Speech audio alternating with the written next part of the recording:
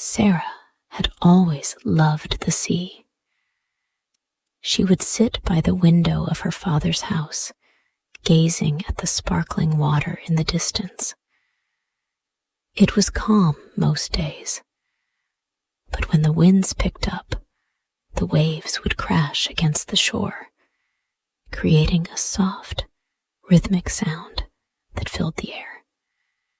The sea was constant, like her father's business once had been. Back then, things felt secure.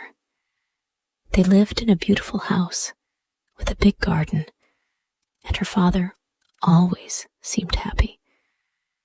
Her mother ran a small cafe where locals would gather for coffee, and they always had enough money to get by. The Morgans had never been rich, but they had enough to be comfortable. Sarah was their only child, and they adored her. Her mother often told her she had the most beautiful long hair in town and would lovingly braid it every morning. But since the family's fall into hard times, Sarah had stopped caring much about her hair. She kept it tied back, hidden beneath a simple scarf. Her father, Mr. Morgan, was a proud man. He had built a small business from the ground up, working long hours and giving his best. He had always provided well for his family, but in recent months, things had begun to change. The business that once kept them secure was slowly failing. The orders dried up, and his once lively office now sat empty, with papers scattered on the floor, gathering dust. One afternoon, Sarah came home to find her father sitting in his old armchair, staring out the window with a faraway look in his eyes. Her mother was busy in the kitchen, humming softly as she worked. Sarah walked quietly over to her father, sitting beside him. She didn't need to ask what was wrong. She could see it in his eyes. Her heart tightened, and she reached for his hand. "Papa," she said softly, "is everything all right?" He didn't answer right away. He just stared at the sea, watching as the waves crashed against the shore. Then, finally, he sighed. "Sarah, things are not going well. We've lost a lot of money, and I don't know how to fix it." Sarah wanted to say something comforting, but the words felt stuck in her throat. She knew how hard he had worked. He had never been the kind of man to give up, but there was a sadness in his eyes that Sarah had never seen before. Her mother came over and placed a plate of warm bread and butter on the table. She smiled at Sarah, but her smile didn't reach her eyes. "Come, sit down and have something to eat," she said, trying to sound cheerful. But Sarah could hear the weariness in her voice. They ate quietly that evening, with only the soft sound of the wind outside to break the silence. Sarah felt the weight of the situation press down on her chest. She loved her parents deeply, and seeing them struggle made her heart ache. As the days passed, the Morgan family's situation worsened. They had to sell their large house and move into a smaller, more modest home in town. Sarah's father tried to stay positive, but he couldn't hide the fact that he was deeply troubled. He had always been the pillar of the family, but now He seemed like a shadow of the man he once was. His cheerful laughter was gone, replaced by silence. Sarah did her best to stay strong for her parents. She helped her mother clean the house and cook meals. Her mother, who had once sewn beautiful clothes and made lovely dresses for Sarah, now struggled to make ends meet. It seemed like every day brought new challenges, and the weight of the burden fell heavily on Sarah's shoulders. One afternoon, while she was helping her mother sew a few patches on an old coat, Sarah's mother paused and looked at her. "I'm sorry, Sarah," she said quietly. "I know this isn't what we imagined. I wanted to give you everything you deserve." Sarah smiled, though her heart was heavy.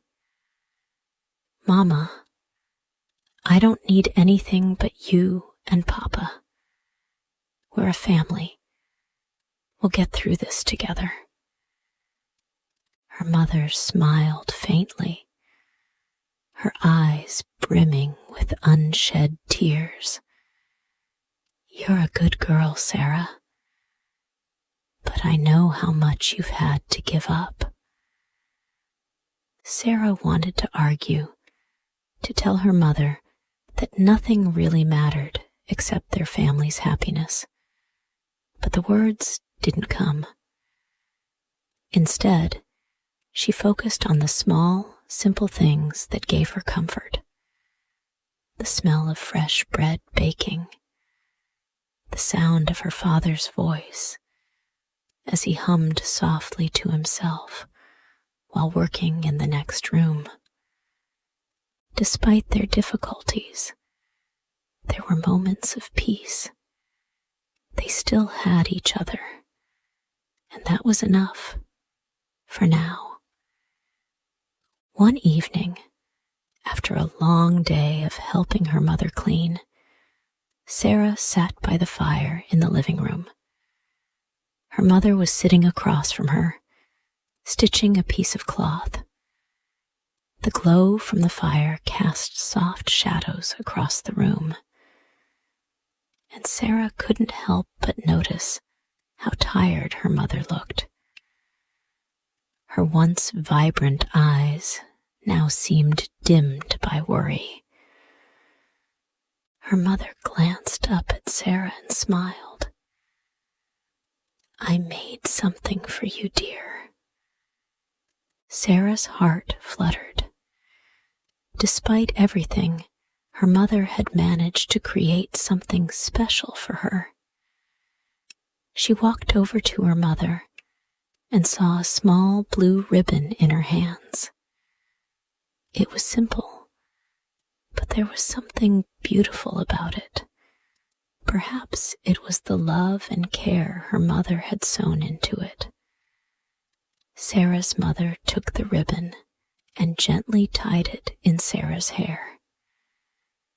"You look lovely," her mother said softly. Sarah's fingers brushed the ribbon, and she smiled. It wasn't a grand gift, but it meant everything to her.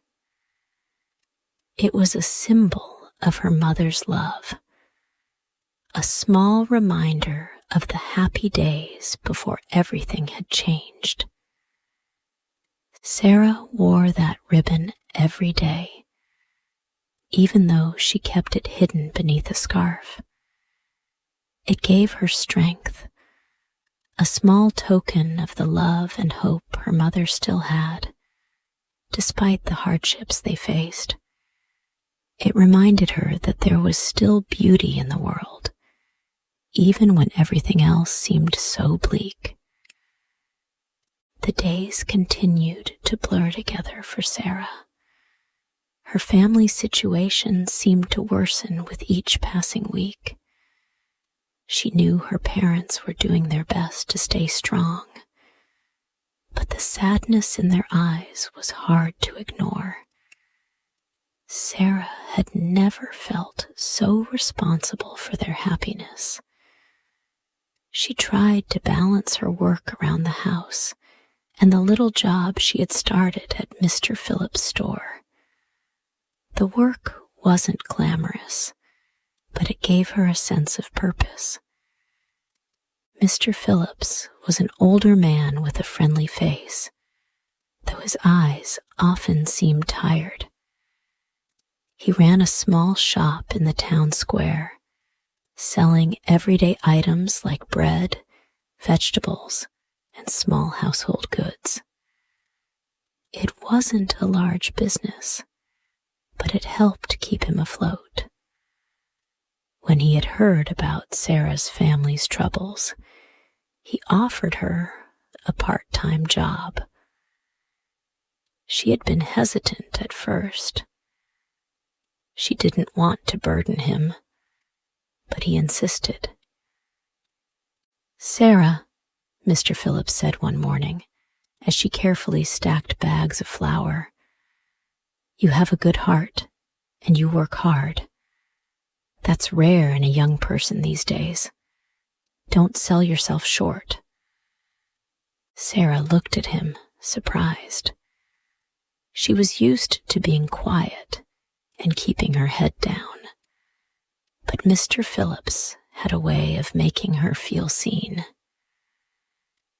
"Thank you, Mr. Phillips. I'll do my best." And that was how Sarah came to spend her afternoons working at the store.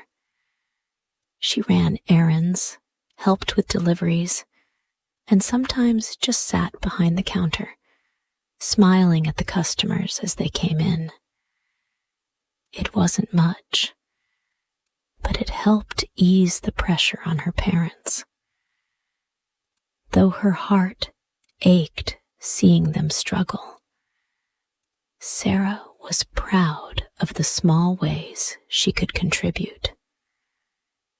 One evening, after closing up the shop, Sarah was locking the door when she saw Tommy walking down the street. Tommy had been her childhood friend, though she hadn't seen much of him in the past year. He had gone off to study in the city, and Sarah hadn't heard from him for months. But there he was, standing at the edge of the store. "Sarah," he called out, his voice warm and familiar. Sarah's heart skipped a beat. Tommy had always been kind to her, even when she was a little girl. Now, as an adult, he'd grown into a handsome young man with an easy smile and kind eyes. "Tommy." Sarah smiled, though a pang of sadness filled her chest. She hadn't realized how much she had missed him. "I didn't know you were back in town." Tommy walked over to the store, his boots tapping softly on the cobblestones. "I just returned. I finished my studies, and now I'm here to help with the children in the village. I'm going to be a teacher." "That's wonderful," Sarah said, surprised. She knew that Tommy had always wanted to teach, but she hadn't known he was coming back to the village. She couldn't help but feel a little excited at the thought of seeing him more often. They chatted for a few moments, and Sarah felt a sense of calm wash over her. Tommy had always had a way of making her forget about her worries, even if just for a little while. In the weeks that followed, Sarah and Tommy began to spend more time together. Tommy would often stop by the store after school, bringing small gifts of bread or fresh vegetables for Sarah and her family. They would sit on the porch of the shop and talk about their childhood, their dreams, and the changes that had come to the town. Tommy had grown into a thoughtful and kind young man, and Sarah found herself drawn to him in a way she hadn't expected. It wasn't just his kindness that appealed to her. It was the way he listened, the way he seemed to understand her without needing to ask. He never judged her, even though he knew her family's financial troubles. One afternoon, as Sarah was sweeping the front steps of the store, Tommy approached her with a gentle smile. "You're looking tired," he said softly. "You work too hard, Sarah." Sarah stopped sweeping and wiped the sweat from her brow. "I have to help my family," she said, her voice tinged with a hint of sadness. "I'm the only one who can right now." Tommy nodded, his eyes softening. "I understand. But you don't have to do everything alone. You've got friends, you know." Sarah looked at him, her heart beating a little faster. She hadn't realized how much his friendship had come to mean to her. There was something comforting about Tommy's presence. He made her feel like everything might turn out okay, even when the world seemed heavy. Despite Sarah's best efforts to stay humble and keep her head down, the whispers of the town began to spread. Some of the women in the village, especially the ones who had once known Sarah's family when they were wealthier, couldn't help but gossip behind her back. They saw Sarah working at the small shop and noticed the blue ribbon tied in her hair every day. "Did you see her?" one woman whispered. "She's wearing that blue ribbon all the time now. I hear it's from her mother. But what does she think she's doing? Pretending to be important?" Another woman, who had once been a regular customer at Sarah's mother's cafe, nodded in agreement. Her family was so wealthy. Now look at them, all that pride gone. And she walks around with that ribbon like she's still someone special. Sarah overheard some of these conversations, though she tried not to let it bother her. She knew her family's situation was different now, but it wasn't something she could change. The ribbon her mother had made for her was a symbol of love, not pride. Yet, the gossips couldn't see that.